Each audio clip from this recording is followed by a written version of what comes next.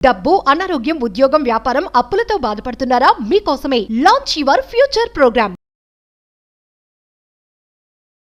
నమస్తే సుధీర్ గారు. నమస్తే మ్యామ్. చాలా రోజులు అవుతుంది మీతో మాట్లాడి. Yes.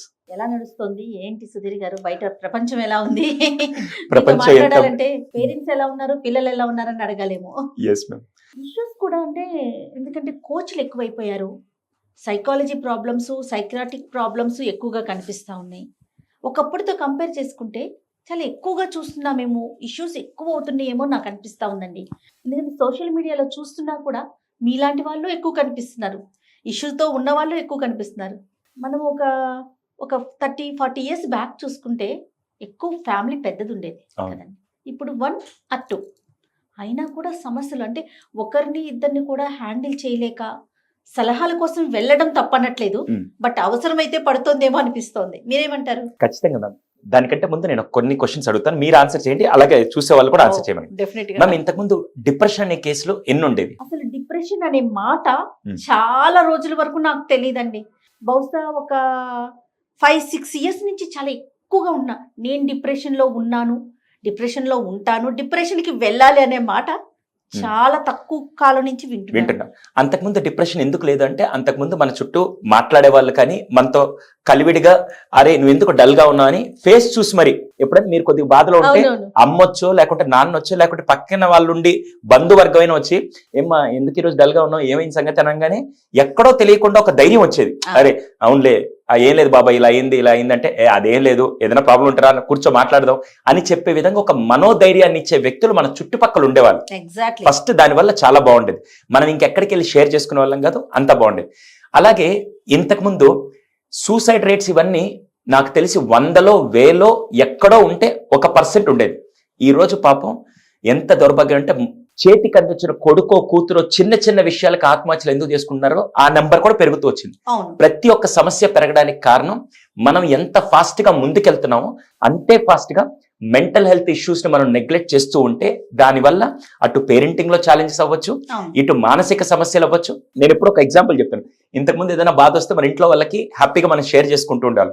ఇప్పుడు ఏదైనా బాధ వస్తే వాడు సోషల్ మీడియాలో అంతే. ఐఎమ్ ఫీలింగ్ లోన్లీ అని పెట్టగానే పక్కనోడు దాన్ని కామెడీగా తీసుకొని అయితే ఇంకెందుకు బతుకున్నాం, ఏం చేయడానికి ఆ. అనే విధంగా నెగిటివ్ మాట్లాడుతూ ఉంటే తెలియకుండా ఆ మానసిక రుగ్మతని ఎక్కడికి ఎలా ప్రజెంట్ చేయాలో తెలియక చాలా మంది ఆ సమస్యలు గ్రాడ్యువల్ గా పెరుగుతూ వస్తున్నాయి. అంటే సంతోషమైన బాధైనా మనం ఫ్యామిలీ మెంబర్స్ తో పంచుకోవట్లేదు సుధీర్జీ. స్టేటస్ లో పెట్టేస్తున్నాం. ఓహో నేను బాధగా ఉన్నాను 10 మందికి తెలియాలి, నేను హ్యాపీగా ఉన్నా 10 మందికి తెలియాలి. ఇంట్లో వాళ్ళకి తెలిసినా తెలియకపోయినా నాట్ బాదర్. అది ఐడెంటిటీ క్రైసిస్ కిందకి వెళ్ళిపోతుంది మ్యామ్. ఐడెంటిటీ క్రైసిస్ అంటే ఏంటంటే మనం నార్మల్ గా ఆనందం వచ్చినప్పుడు 10 మంది చెప్పుకోవడం, అది వాళ్ళందరూ ఒక 10 లైక్స్ 10 కామెంట్స్ కో మనం ఎక్కువ చూస్తున్నాం తప్ప ఈ మధ్య ఎన్ని సందర్భాల్లో మీరు వినుంటారు మ్యామ్, నాకు లైక్లు ఎక్కువ రాలేదని, కామెంట్స్ ఎక్కువ రాలేదని, వ్యూస్ ఎక్కువ రాలేదని ఆత్మహత్య చేసుకున్న కేసులు ఉన్నాయంటే మీరు ఒప్పుకుంటారు? 100% అండి. నేను అందమైన జీవితం చేస్తా ఉంటాను అవును. కదా, ఆ షోలో లాస్ట్ ఒక 3-4 వీక్స్ బ్యాక్ ఇదే ఇష్యూ మీద చేశాను సుధీర్జీ. ఎందుకంటే నేను వీడియోస్ చేస్తున్నాను, ఎవరు లైక్ కొట్టట్లేదు, ఎవరు కామెంట్ పెట్టట్లేదు. సో నాకు సూసైడ్ చేసుకోవాలనిపిస్తోంది. నన్ను ఇంట్లో వాళ్ళు ఎవరు ఎంకరేజ్ చేయట్లేదు. సో అంటే ఇదేంటి ఎక్కడున్నాం మనం? అంటే నన్ను గుర్తించట్లేదు, నాకు ఐడెంటిటీ రావట్లేదు, నన్ను అందరూ రికగ్నైజ్ చేయట్లేదు అనే ఒక దాంట్లో వీళ్ళందరూ పడిపోయిన తర్వాత ఇప్పుడు నాకు గుర్తింపు రావాలి అంటే నేనేం చేయాలి? వాళ్ళకి తగ్గట్టుగా వాళ్ళకి అవసరం ఉన్నట్టుగా నేను మారిపోతే అనే విషయంలో తన సెల్ఫ్ని చంపుకొని వేరే విధంగా మారిపోయే ఈరోజు ఇన్స్టాగ్రామ్లో అవ్వచ్చు లేకపోతే సోషల్ మీడియాలో అవ్వచ్చు చాలా వర్స్ట్గా వీడియోస్ అన్ని ఎందుకు వస్తున్నాయంటే నేను అలా వెళ్తేనే నన్ను జనాలు రికగ్నైజ్ చేస్తారు, నేను అలా ఉంటేనే జనాలు రికగ్నైజ్ చేస్తారనే ధోరణిలోకి వెళ్ళిపోయి అలాగే రాంగ్ థింగ్స్ కూడా ఎక్కువ అవుతున్నాయి. అంటే వీళ్ళందరూ దేన్ని కోరుకుంటున్నారంటే వీళ్ళు న్యాచురల్ గా ఉండేదాన్ని యాక్సెప్ట్ చేయలేకపోతూ వాళ్ళు ఎలా ఎక్స్పెక్ట్ చేస్తున్నారు అలా నన్ను నేను మార్చుకొని వెళ్ళిపోవడం వల్ల దాని తర్వాత కాంప్లికేషన్స్ అన్ని చూసే వాళ్ళకి ఏముండవు, దాన్ని విభిన్నంగా మార్చుకున్న క్యారెక్టర్. అంటే ఇక్కడ సుధీర్జీ ఒక విషయం వస్తుందండి. కోడి ముందా గుడ్డి ముందా అనే ఒక ప్రశ్న మనకి కనిపిస్తూ ఉంటుంది. మీరు చూస్తున్నారు కాబట్టి మేము చేస్తున్నాం, అనేది ఒక అవును. వర్షన్ అయితే, మీరు చేస్తున్నారు కాబట్టి మేము చూస్తున్నాం. ఇక్కడ చెయ్యటము చూడటము రెండు వైపులా జరుగుతోంది కదా. మనం ఏం చూస్తున్నాం అనే క్లారిటీ మనకు ఉండాలి, ఏం చేస్తున్నాం అనే క్లారిటీ కూడా ఉండాలి కదా. చాలా కాదంటారా చెప్పండి? చాలా మంచి పాయింట్ మ్యామ్. ఇప్పుడు నేను చెప్తాను, నా ఫోన్ ఇస్తాను మీకు. నా ఫోన్ లో నా యూట్యూబ్ నేను ఏం వాచ్ చేస్తాను దాని హిస్టరీ ఉంటుంది. అట్ ద సేమ్ టైం నేను గూగుల్లో ఏ కంటెంట్ మీద చూస్తానో నాకు ఇంట్రెస్ట్. ఇప్పుడు నాకు ఏ కానీ లేకుంటే సోషల్ మీడియా ఏది పంపిస్తుంది, నేను దేని మీద ఇంట్రెస్ట్ ఉంటే నాకు అదే పుష్ చేస్తుంది. suggestions. అదర్వైజ్ నాకు మిగతావన్నీ నా దరిదాపులకు కూడా రావు. ఎందుకంటే నేను ఫస్ట్ డిసైడ్ అయింది ఏంటి, నాకు కావాల్సింది సైకాలజీలో ఆర్టికల్స్ కావాలి, సైకాలజీ రీసెర్చ్ ఏం జరుగుతున్నాయి అవి మాత్రం తెలుసుకోవాలని నాకుంది. సెకండ్, పేరెంటింగ్ మీద ఎటువంటి అప్డేట్స్ వస్తున్నాయి, పేరెంటింగ్ మీద అసలు ప్రాబ్లమ్స్ ఏమవుతున్నాయి, బిహేవియరల్ సమస్యలు ఎన్ని ఎక్కువ ఉన్నాయి అనేది నేను దాని గురించి మాత్రం రీసెర్చ్ చేస్తాను. మిగతా అవేవి నా ఫోన్కి కూడా రావు. ఎందుకంటే ఫస్ట్ నేను ఎవరేం చేస్తున్నారో నాకు అనవసరం. నా వర్షన్ లో నేను ఫస్ట్ క్లారిటీ పెట్టుకోవాల్సింది ఏంటి, నేను ఒక లైన్ డ్రా చేసుకొని నాకు ఈ సబ్జెక్ట్ మీదే కావాలి, నాకు ఇది కావాలి. నిజంగా నాకు ఒక ఎంటర్టైన్మెంట్ కావాలి అంటే ఏ రకమైన ఎంటర్టైన్మెంట్ కావాలో కూడా నేను క్లారిటీ పెట్టుకుంటే ఈవెన్ నా సోషల్ మీడియా కూడా నన్ను మిగతా విషయాల్లో ఎంకరేజ్ చేయదు. అంటే టెక్నాలజీని కూడా ఇక్కడ మనం తప్పు పట్టాల్సిన అవసరం లేదు, అంతే కదా. 200% మ్యామ్, 200. ఇప్పుడు ఫర్ ఎగ్జాంపుల్ నేనే, మన వీడియో వచ్చింది మ్యామ్, నేను ఫస్ట్ చూస్తూ ఉన్నాను సుమన్ టీవీలో. ఫర్ ఎగ్జాంపుల్ జయ గారు ఒక ఇంటర్వ్యూ ఏంటంటే పేరెంటింగ్ మీద చేశారు. నేను ఎలాగో పేరెంటింగ్ మీద మాట్లాడతాను, నాకు పేరెంటింగ్ ఇన్ఫర్మేషన్ కావాలి కాబట్టి సోషల్ మీడియా పుష్ చేసింది. ఓకేనా, నేను అసలు ఇప్పుడు సోషల్ మీడియాలో పుష్ చేసిన తర్వాత నెక్స్ట్ నాకు ఏం వీడియో వస్తుంది, నెక్స్ట్ పేరెంటింగ్ మీద ఏది ఉందో నాకు అదే వస్తుంది. అప్పుడు నాకు వాల్యూ అడిషన్ అవుతుంది.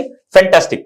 ఇప్పుడు నేను ఒక రోజు టైం పాస్ చేద్దాం అని చెప్పి ఏదో ఫన్నీ వీడియో సంథింగ్ ఏదో టూర్ లో ఏదో కూర్చొని నేను చూస్తున్నాను. వెంటనే నాకేం చేస్తుంది, ఈడు దీని మీద ఇంట్రెస్ట్ ఉన్నాడు కాబట్టి నెక్స్ట్ నాకు అంతా పుష్ చేసేది.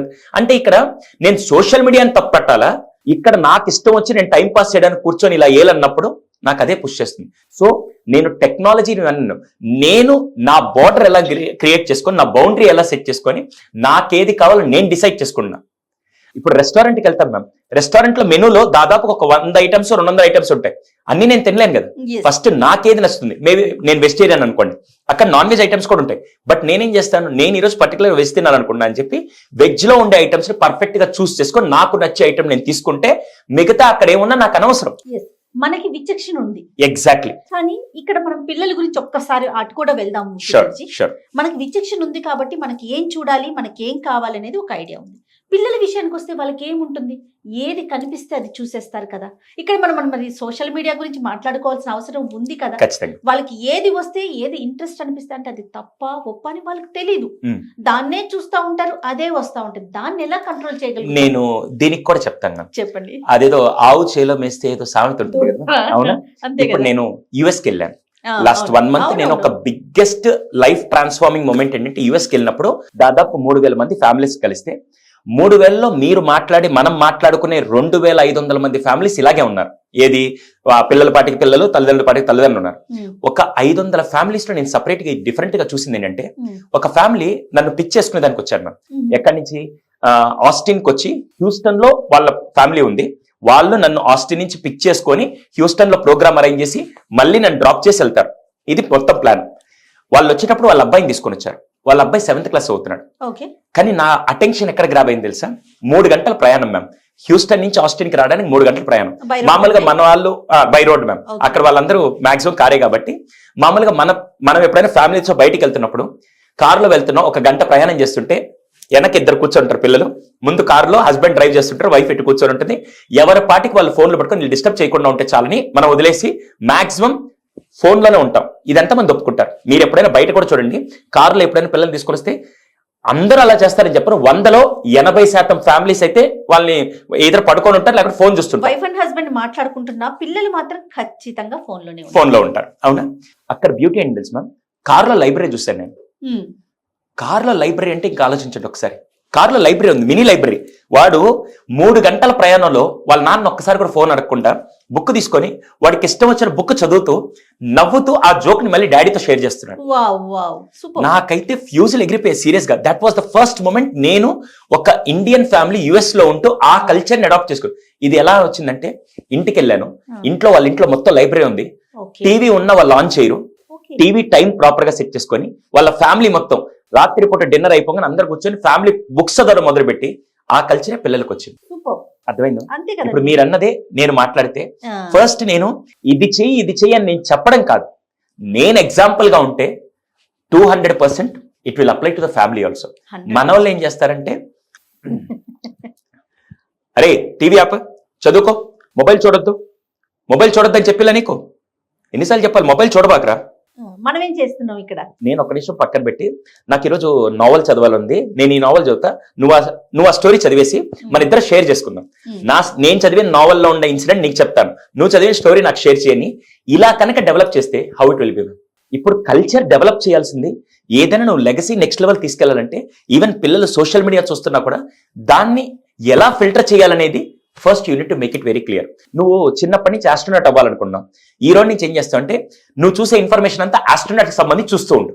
దీంట్లో నీకు ఏదైనా హెల్ప్ కావాలో నేను హెల్ప్ చేస్తాను. నెక్స్ట్ బీబీసీ నుంచి ఎటువంటి అప్డేట్స్ వస్తున్నాయి ఆస్ట్రోనాట్ గురించి, ఇస్రో వాళ్ళు ఏం చేస్తున్నారు, ఇవన్నీ నువ్వు తెలుసుకొని దానికి తగ్గట్టుగా చేయొచ్చు. సో అంటే మీరేమంటారంటే, మనం ఏం చేస్తున్నామో అదే చూసి పిల్లలు నేర్చుకుంటారు, అంతే Yes. కదండి. అది సోషల్ మీడియాని మనం తప్పు పట్టాల్సిన అవసరం లేదు, లేదా మన చుట్టూ ఉన్న సమాజాన్ని కాదు.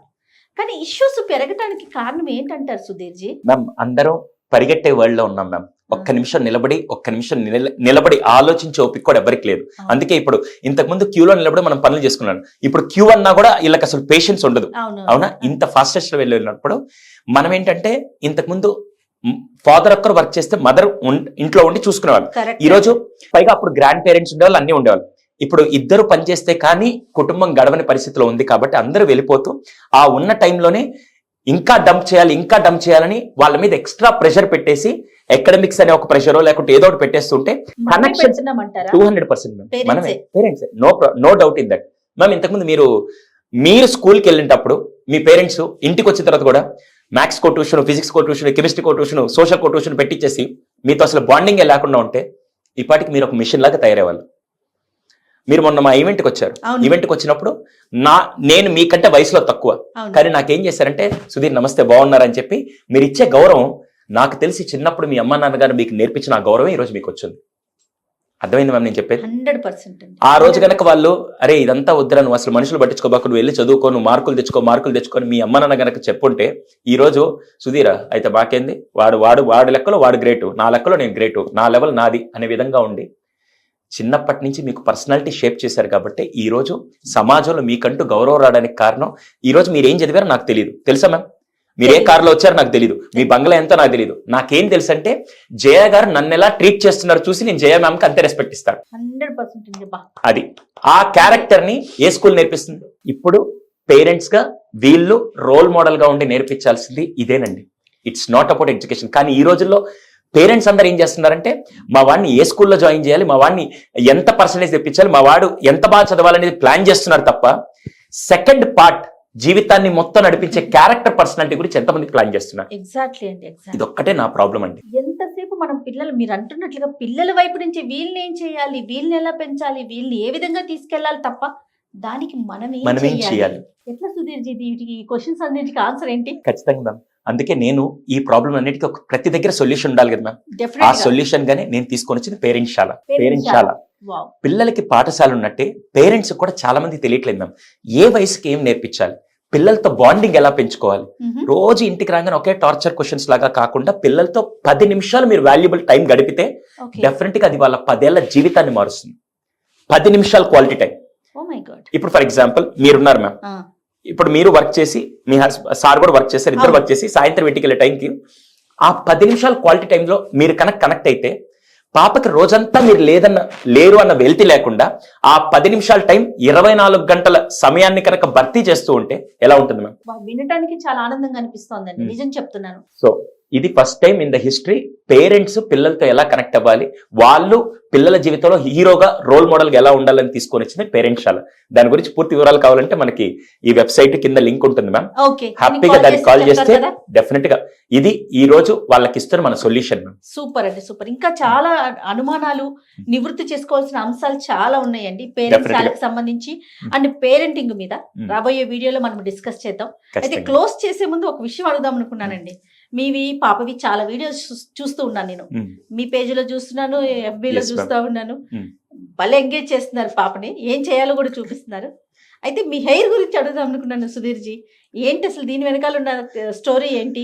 చాలా మంది అదే, ఎందుకు వీడు సైకాలజిస్ట్ ఏంటి ప్రొఫెషనల్ గా ఇంతమందికి మోటివేట్ చేస్తూ ఎందుకు ఇలా చేస్తున్నారంటే, నేను ఒక సోషల్ కోస్ కోసం, స్టైల్ కోసం కాదు మ్యామ్, సోషల్ కోస్ కోసం చాలా మంది ఏంటంటే క్యాన్సర్ పేషెంట్స్ కీమోథెరపీ ట్రీట్మెంట్ చేసుకునేటప్పుడు అవును. కీమోథెరపీ రేడియేషన్ వల్ల జుట్టంతా రాలిపోతుంది. డబ్బుండే వాళ్ళు కావాలంటే విగ్గు పెట్టుకొని కొనుక్కొని తిరగలుగుతున్నారు. డబ్బు లేని వాళ్ళు ఈ గుండు అంటే ట్రీట్మెంట్ అంతా వల్ల హెయిర్ అంతా ఫాలో అయిపోయి ఆ ఫేస్ ని అలా చూపించుకోలేక చాలా మంది సెల్ఫ్ కాన్ఫిడెన్స్, సెల్ఫ్ ఎస్టీమ్ తగ్గిపోతుంటే ఈ మధ్య కొన్ని ఎన్జిఓస్ ముందుకు వచ్చి ఎవరన్నా హెయిర్ డొనేట్ చేయండి, మేమే ఫ్రీగా దాన్ని ప్రాసెస్ చేసి ఒక విగ్ లాగా చేసి విగ్గు కూడా కొనుక్కోలేని నిరుపేదలు ఎవరన్నా ఉంటే వాళ్ళకి ఇద్దాము క్యాన్సర్ పేషెంట్స్ అని చెప్పి ఈ మధ్య కొన్ని ఎన్జిఓస్ చేస్తున్నారు.